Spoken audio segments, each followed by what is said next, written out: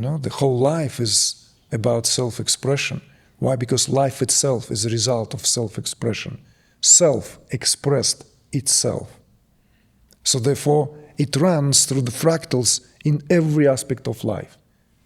So this self-expression, see, how we express ourselves. Each time we express ourselves, we meet with a lot of other aspects.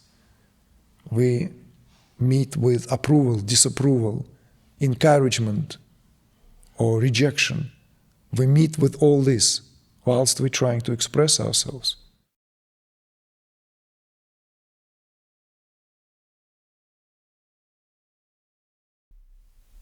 I'm experiencing these cycles where there's a build-up, an unfoldment, and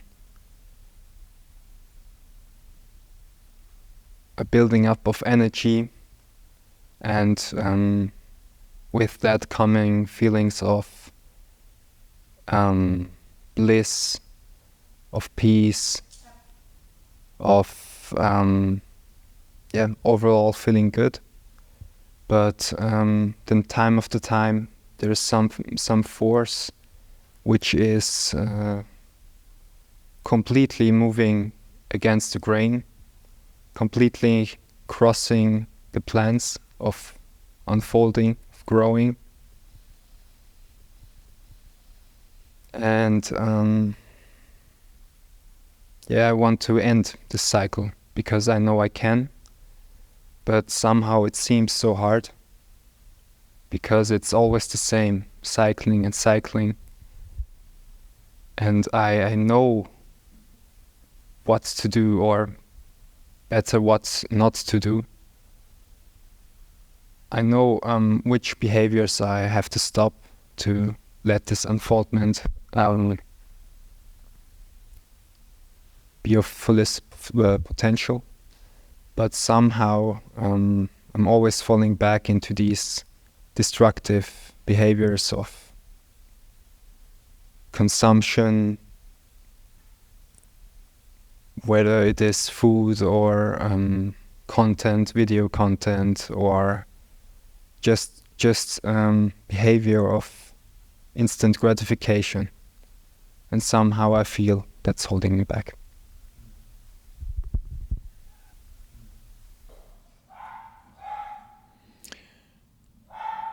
Well, first of all, let's now see this clearly for what it is. In itself, that's basically an accepted way of life, right? Right now, in a lot of the ways how we live as a society, particularly in the way that life now kind of fallen into a certain set of patterns in most of the affected by the globalization world, certainly in Western countries, right? And now the same thing is in Eastern countries, right? Like, for instance, just to give that overview, like for the very first time, China is now, as a country, experiencing the rise of, let's say, certain illnesses on an epidemic level, which are totally new to it, which are more associated with what was observed in North America due to lifestyle and everything that goes under that, right? The way people eat, the way people entertain themselves. So it's an interesting phenomenon. It's like, as soon as the middle classes started to rise, as soon as the China came out of that prolonged phase of struggle, right?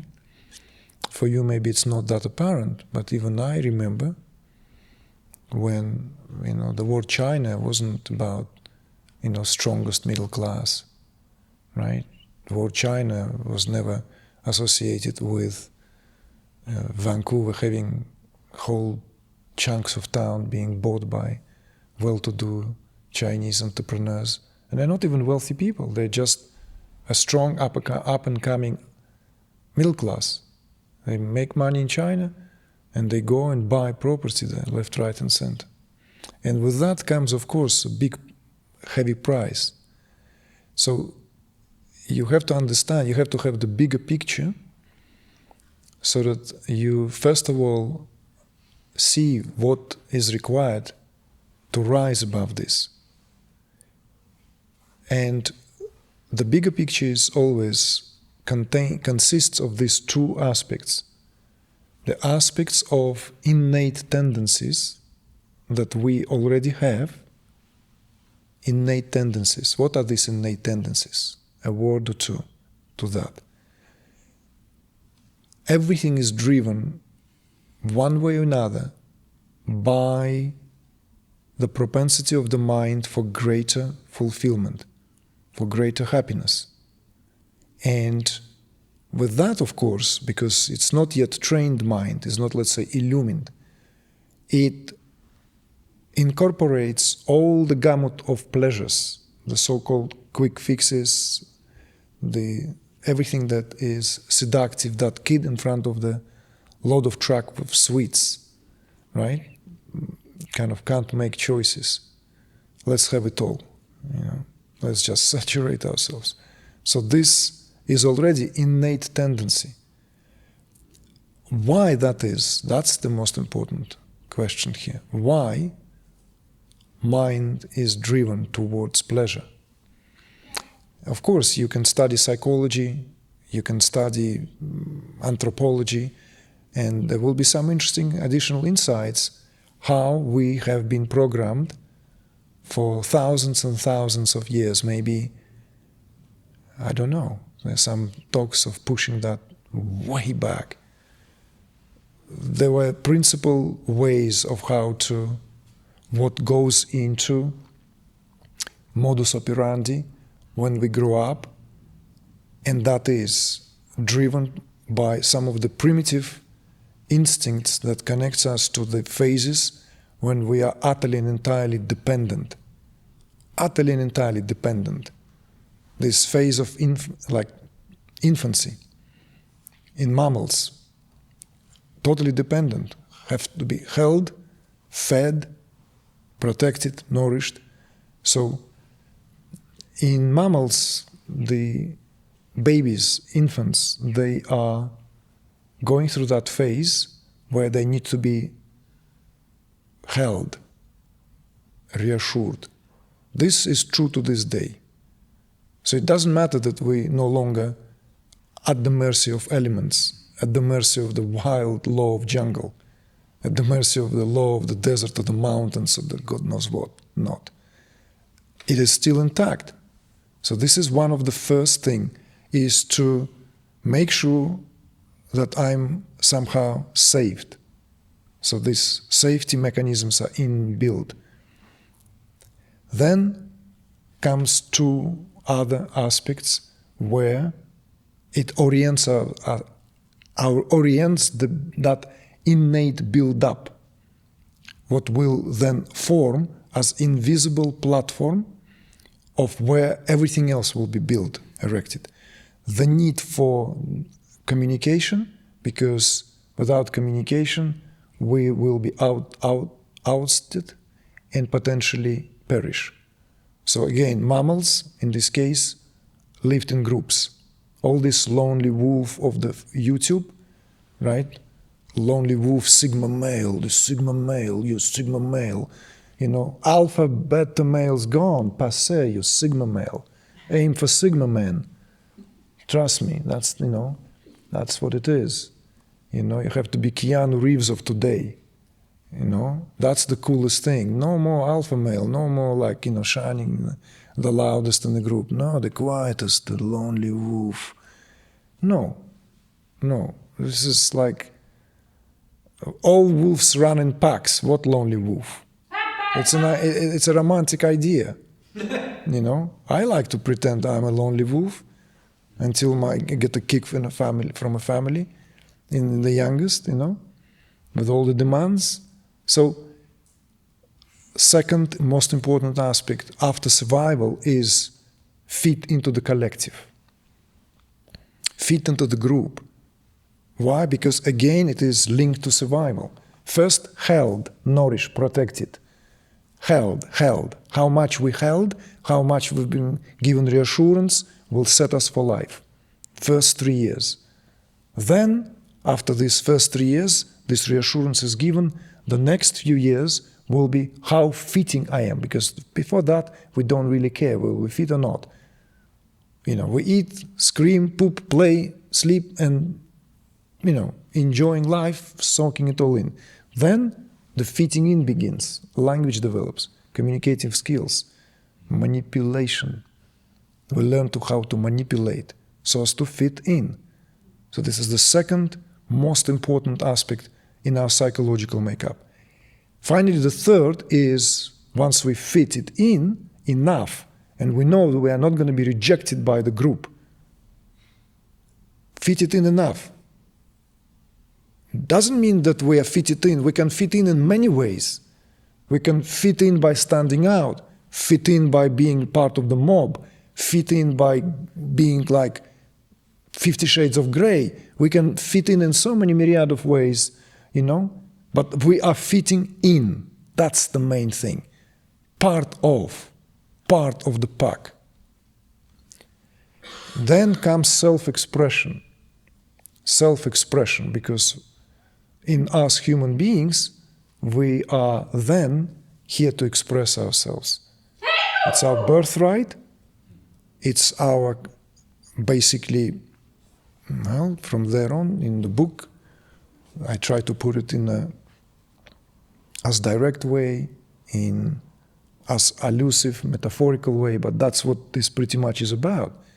The whole life is about self-expression. Why? Because life itself is a result of self-expression. Self expressed itself. So therefore, it runs through the fractals in every aspect of life. So this self-expression, see, how we express ourselves. Each time we express ourselves, we meet with a lot of other aspects. We meet with approval, disapproval, encouragement, or rejection. We meet with all this whilst we're trying to express ourselves. And this desire for self-expression, of course, runs in a myriad of runs into other desires, runs into obstacles, runs into seeming oppositions, being cornered, sometimes being faced with the wall, sometimes being faced with this. And that begins to create great sense of frustration, failure. Not only I am like, not only always feel like I want to fit or fitting, but I cannot even express myself. So this is like sand, that shadow falls, this deep, dark shadow falls on inability to what is legitimately my birthright to express myself in whatever field. Notice, observe, everything we do, everything you have done so far, everything you've done was for the sake of self-expression. Once your most primal needs were met.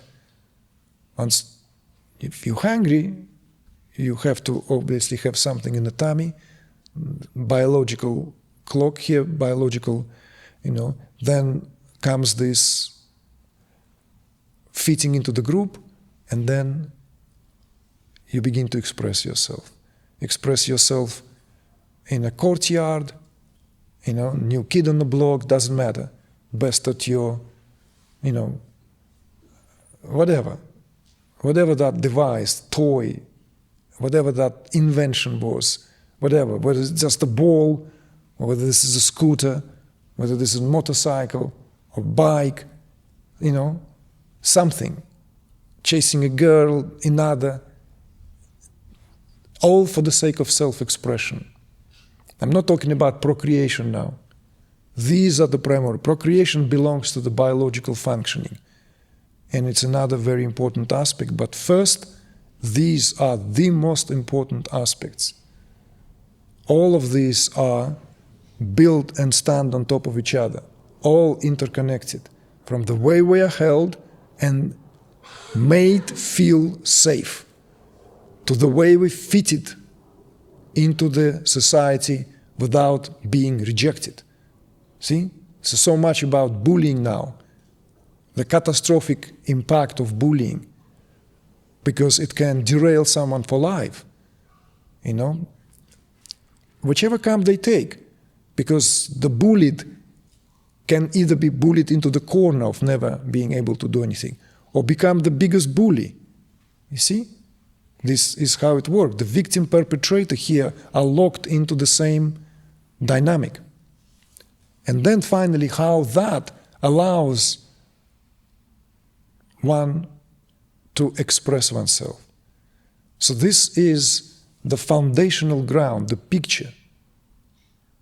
And then we have started against the grain of collective, let's say, enterprise, where everything is currently in the age of liberal democracy, where the capitalism is that raging, whatever consciousness decided to express itself in this form, is to thwart everything, is to thwart everything as much as it can. This insatiable desire for self-gratification. This is what capitalism in essence is. It's vicious. And in its final phase right now. It has many phases. I'm not talking about Karl Marx Capital, where he defined these phases of capitalism. And according to Karl Marx, we were supposed to be done with capitalism by now. We were supposed to be, by predictions, be completely done with capitalism by the end of the 20th century, based on predictions of how things will pan out, are meant to unfold. But it didn't seem to be the case. See? So therefore, the incentive is, of course, is that insatiable desire for self-gratification is rampant everywhere. You just point me one area that it hasn't touched and hasn't ravished and massacred. One single area. Please point out one single area. Whatever we touch, it's completely and utterly ruined.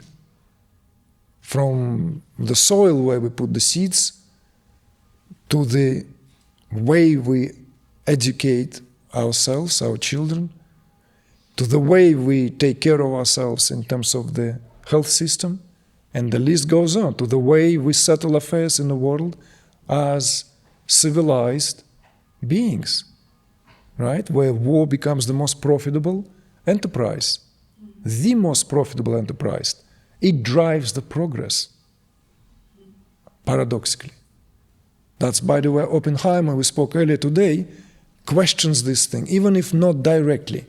Critics were pointing out that perhaps it wasn't too emphatic in the storyline, the script of the film, because it's based on the book. Maybe that wasn't the idea of its original author, to bring this all, to bring the anatomy of evil, of how it's all done. But the connection, this, you know, we know that Oppenheimer himself, along with people who were in his camp, even as well-wishers, Niels Bohr spent the rest of their life championing for the freedom of science from any political influences, that science becomes the unwilling servant in the hands of those who would like to toy and play with it for their own purpose, for their own agendas. So no area right now. So you see, the task is grandiose. The task, see, it's not just like, it's easy to acknowledge that I'm being prey to these tendencies, right? Well, because that's the way of the culture, current culture. It's designed already to corrupt you. Designed. You are still in your formative phase. You're already meant to be corrupted. If you are not corrupted at that age, you know, it's much more work to corrupt you later. So it's better to corrupt you now. See, so everything is laid out, set up. So then there is this makeup already. Mind looks for gratification. So then go and examine, find out what is it that mind really looking for. What is it that mind is truly after? Why is it looking for gratification? How? Then you will find out a lot of extraordinary things. And being, no doubt, bright enough and honest with yourself, because it requires honesty to examine this. There are many peers, many contemporaries of yours, it doesn't even dawn on them that anything wrong. What's wrong? What's wrong with you, man? Come on, stop pretending. What's wrong with TikTok and smoke and this and that and, you know, widespread pornography and widespread this and that, you know, like no content, derogatory, you know, like everything is just becoming cheap and cheesy. Everything is like, me too. I'm Michelangelo. I'm Mozart. You know, every poop and everything is just being immediately framed and gilded and total deterioration of any value. And heck with values.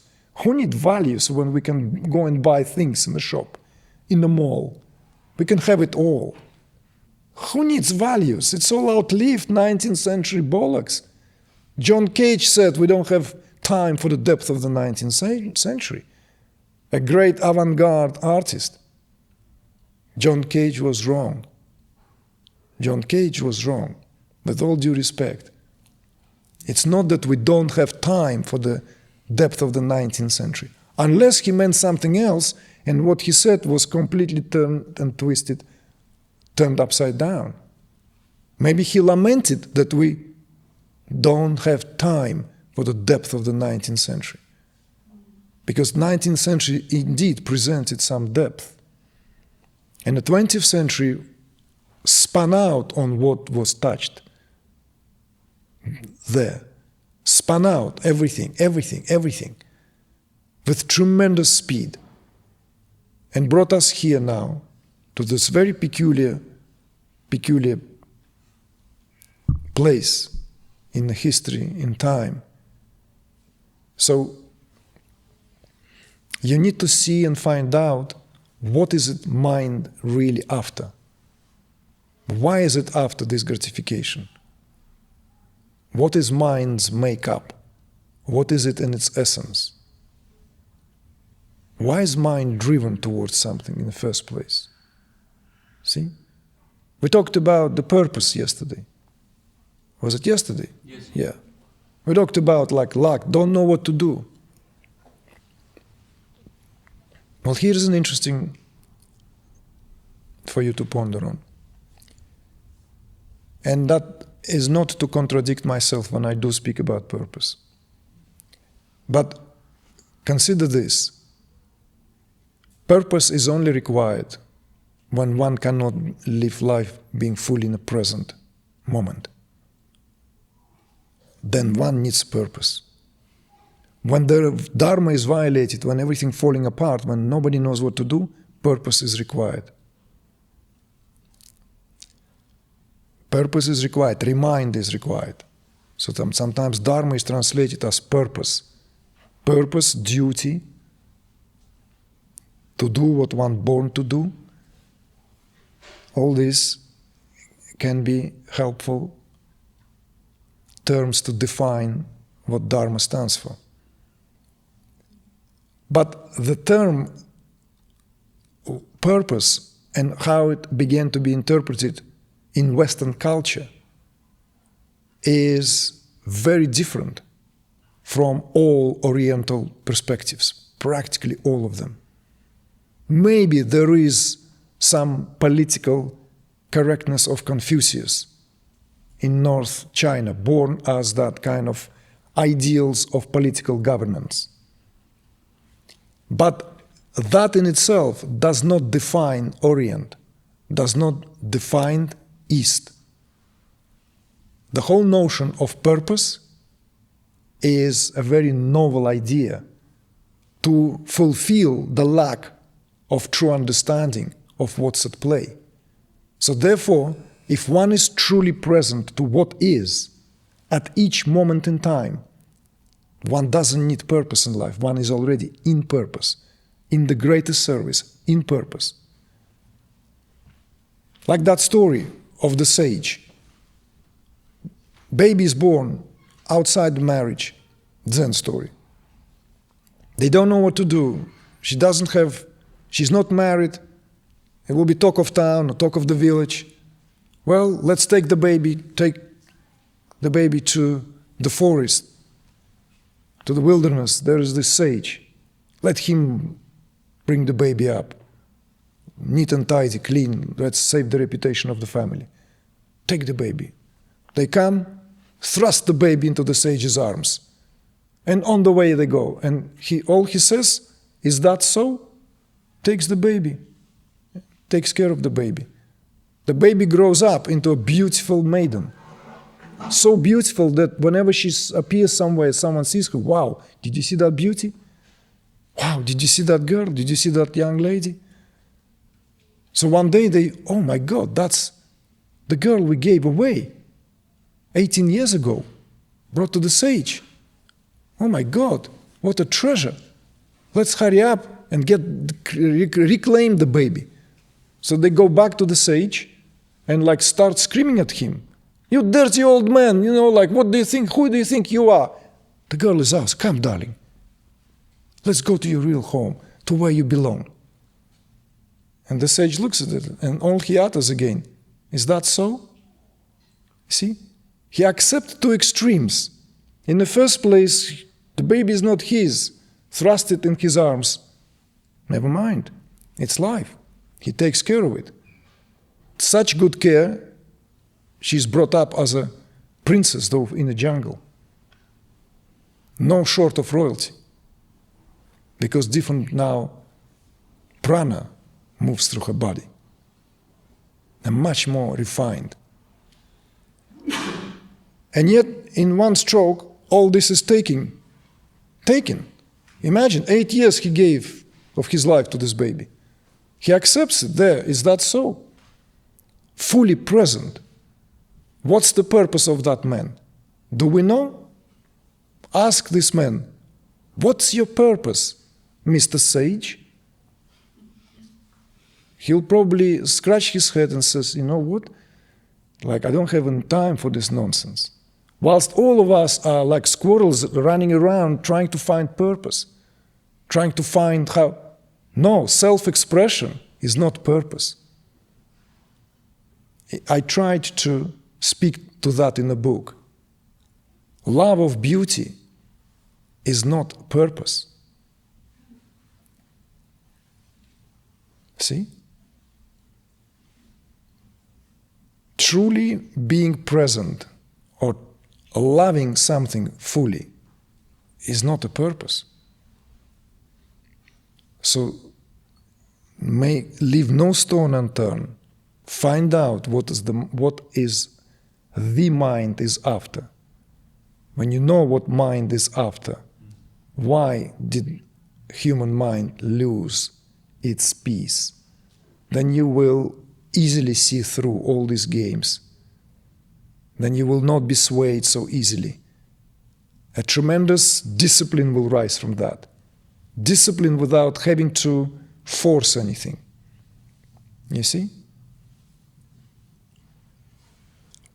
But you will be constantly detracted simply because that's the time and age. You belong to that.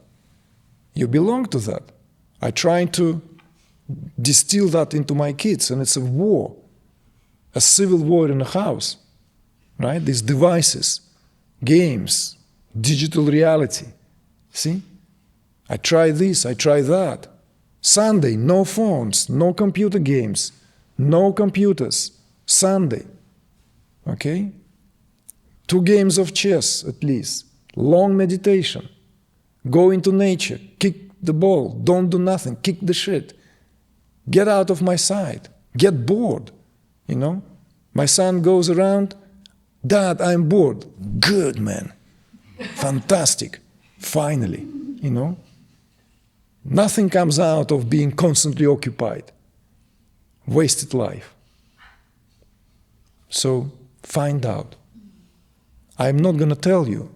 I'm not going to turn it into this, oh, guess what? I'm going to recite you Bhagavad Gita. I'm going to give you this scalpel sharp opening and open and tell you. No, you find out.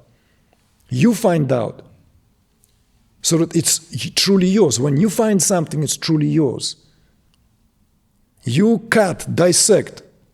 You do the work. You do the job. And find out what is it that mind is after. When you do, nothing can sway you. Then you can lie down in a hammock and look at the TikTok, laugh for 20 minutes, put it on the side, and get on with what you want to do. You see? It's not going to rob you or rob your peace. So, remember, there is always bigger picture. Always bigger picture. And bear that in mind. Bear that there is tendency. See, we can't afford to be gullible. We can't afford to be just like taking everything at its face value. This being said, that being said, this is true, that's not true. You know, evil sitting there, not pointing at any, like evil in this country, that country represents evil now because we decide so. That country represents Savior St. George riding the horse and saving everyone around the world. Like, we yawn from that. And that's why youth is escaping into silly games. You see? Because there is utter and entire deterioration of truth. This, now we can speak about the loss of purpose. Kids don't want purpose anymore. They've seen it, they see it through in their cellular structure. All the lies, nasty, stinky lies, they know it. They don't have name for it, they don't know why, but they know it. They know it's all rotten, coming to an end. You see? So, that's what you need to do, that's your job. Your job is to be able to know that you are deep in mud. But that's where all the lotuses grow. They grow from muddy, stinky waters. And they contain the perfume. And they will preserve that in the sap when they will reach out, open up, and then fill the whole valley with the fragrance of that perfume that exudes from your being, unsoiled, unpolluted by the environment. That's why your mind is hankering for something.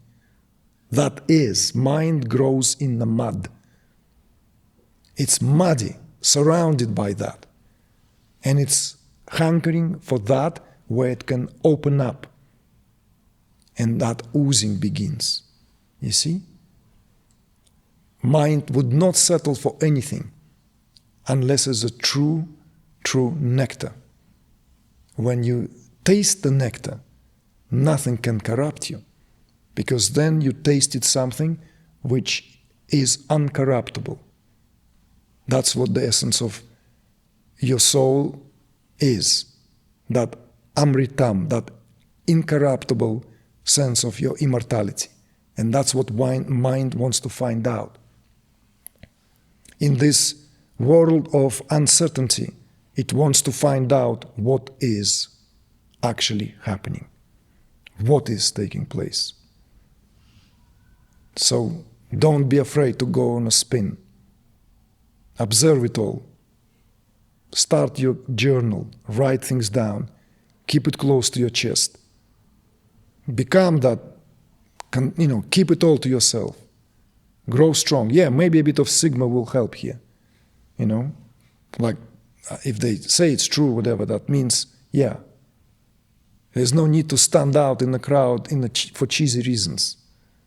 It's best to know that wherever you are, you occupy your place in a way that you feel confident. That's the job. And then the job is done.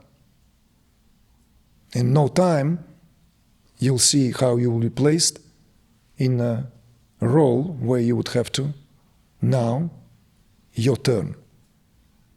You then pass it on. You then become an example because you walk your walk, because you've done it yourself. See? Enough been said. Thank you.